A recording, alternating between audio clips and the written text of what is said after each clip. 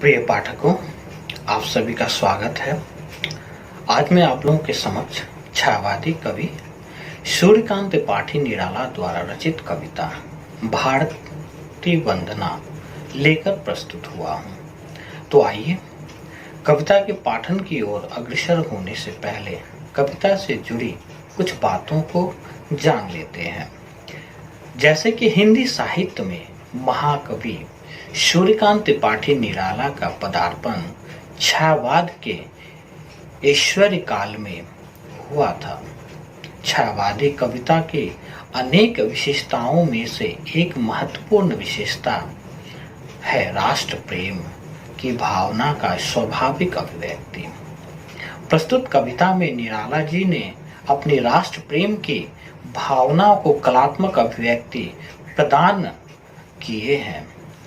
भारत भूमि और उसके गौरव की वंदना यहाँ निराला जी ने किया है। निराला जी द्वारा रचित यह कविता देशभक्ति की भावना से ओतप्रोत कविता और इस रचना के माध्यम से मातृभूमि भारत के प्रति अपनी श्रद्धा और भक्ति भाव प्रदर्शित किया है। उन्होंने इस कविता के जरिए से हर भारतवासी को अपने देश के प्रति कर्तव्य को निभाने के लिए प्रेरित किया है। निराला जी कहते हैं कि अपनी मातृभूमि को स्वतंत्र रखना और उसके सम्मान के लिए अपना सब कुछ न्यौछावर कर देना ही हर देशवासी का कर्तव्य है। तो आइए कविता के पाठन एवं व्याख्यान की ओर बढ़ते हैं।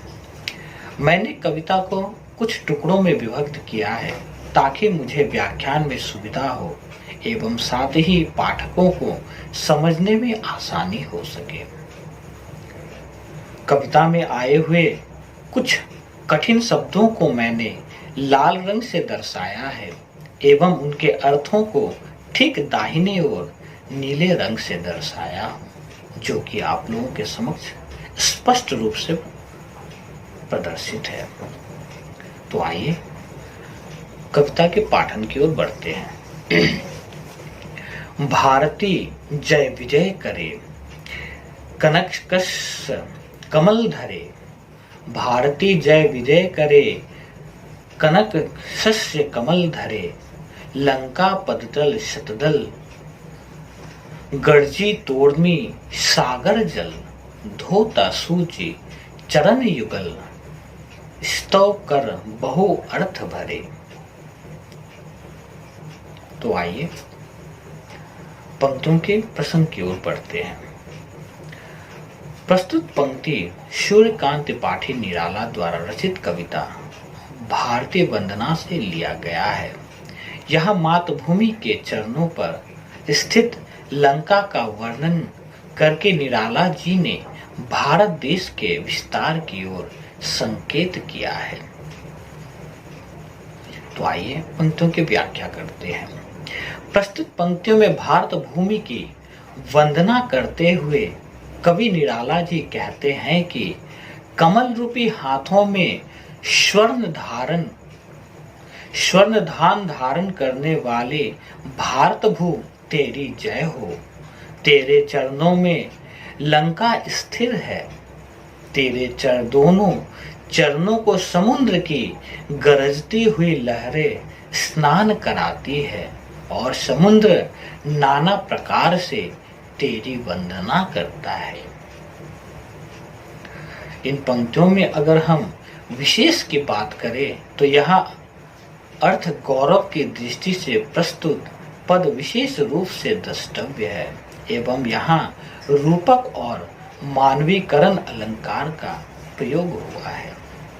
तो आइए अगली पंक्ति की ओर बढ़ते हैं।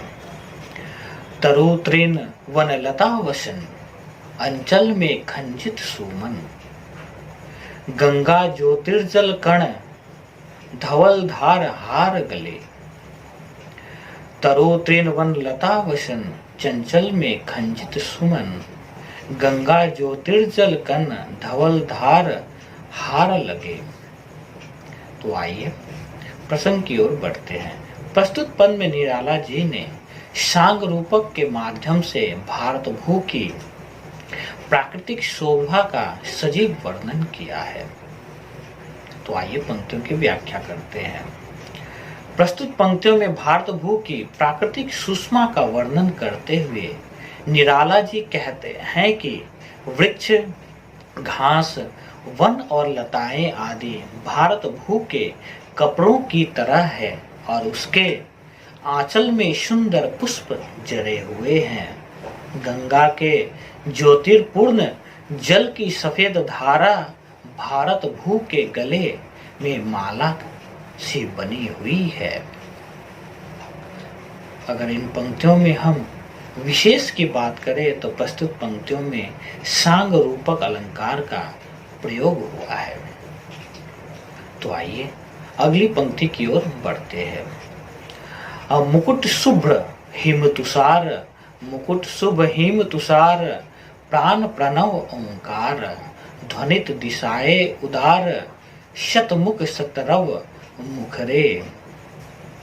तो आइए पंक्तियों की प्रसंग की ओर बढ़ते हैं। प्रस्तुत पद में कवि निराला जी ने भारत के भू के भाल अर्थात मस्तक पर स्थित हिमालय पर्वत की शोभा का वर्णन किया है। तो आइए पंक्तियों की व्याख्या करते हैं। इन पंक्तियों में भारत भू की शोभा का वर्णन करते हुए निराला जी कहते हैं कि भारत के मुकुट के रूप में हिमालय पर्वत सुशोभित है और इसके प्राणों में ओंकार का पवित्र शब्द निरंतर गूंजता रहता है। इसकी सभी दिशाओं में पक्षियों और जन जन का मधुर स्वर गूंज रहा है।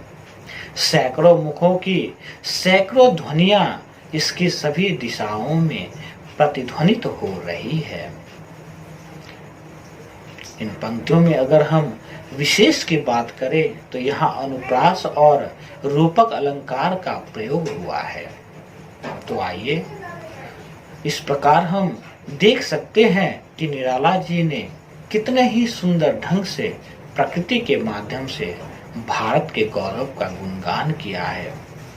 सूर्यकांत त्रिपाठी निराला जी ने प्रस्तुत कविता में बहुत ही सुंदर तरीके से भारत भू की वंदना की है।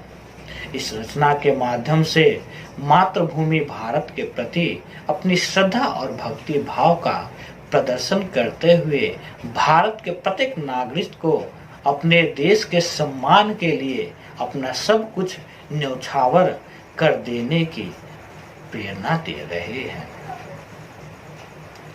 इस प्रकार मैं आशा करता हूँ कि मेरे द्वारा दिया गया यह व्याख्यान सार्थक सिद्ध होगा और साथ ही आप लोगों से आशा करता हूँ कि मेरे इस चैनल को आप लोग कृपया लाइक एवं सब्सक्राइब करें ताकि मुझे एक स्फूर्ति मिल सके और फिर से एक नए विषय के साथ आप लोगों के बीच उपस्थित हो सकूं।